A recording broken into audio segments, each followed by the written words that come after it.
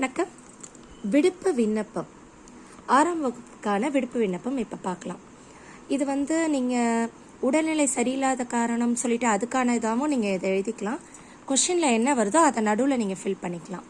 First விடுப்பு விண்ணப்பத்தில் தேதி, இங்கே கரண்ட் டேட் போடணும். என்ன டேட்டு? டுடே.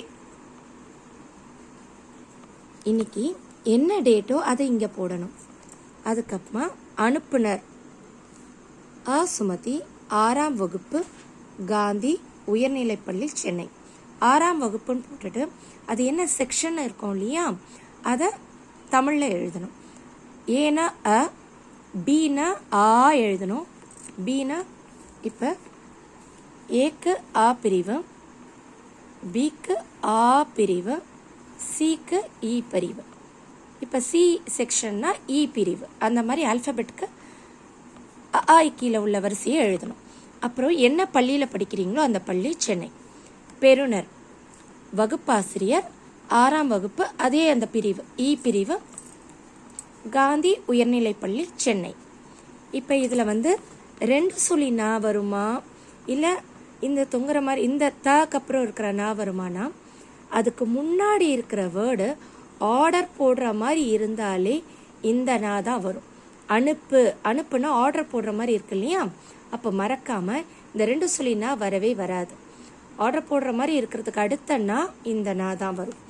பெரு, இந்த இதை மட்டும் பார்த்தீங்கன்னா ஆர்டர் போடுற மாதிரி இருக்கும், இது பக்கத்தில் இந்த நா தான் வரும். அதனால் எக்ஸாம் எழுதும் போது 2 சுழி நா வருமா 3 சுழி நா வருமான்னு குழப்பம் கிடையாது. இந்த ஆர்டர் போடுற மாதிரி வேர்டுக்கு பக்கத்தில் இந்த நா தான் வரும். ஓகே. இப்போ மதிப்பிற்குரிய அம்மா, இந்த பெரிய இருவரும் வணக்கம்.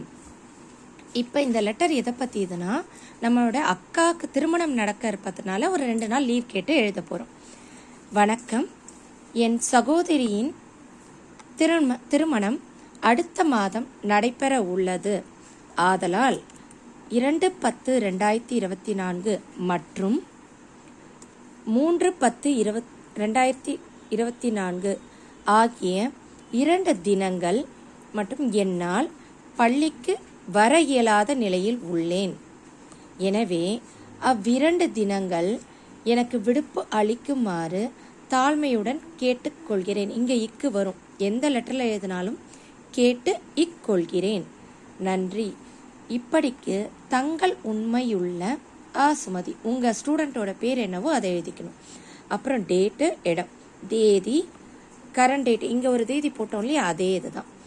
இதில் உடல்நிலை சரியில்லாத காரணம், அதாவது சிக் லீவ் கேட்டிங்கன்னா இந்த இடத்துல அந்த கொஷினில் என்ன இருக்கோ அதே இது. என் உடல்நிலை சரியில்லாத காரணத்தினால் இந்த டேட்டை மட்டும் இங்கே மாற்றிக்கிட்டு, அதனால் என்னால் பள்ளிக்கு வர இயலவில்லை, என்ன காரணம் கொஷினில் கொடுத்துருக்காங்களோ அதை இந்த இடத்துல ஃபில் பண்ணிக்கணும். வணக்கம் அப்படின்னு போட்டுட்டு அதுக்கான ரீசனை இதில் போட்டுட்டு இதை ஃபில் பண்ணிக்கலாம்.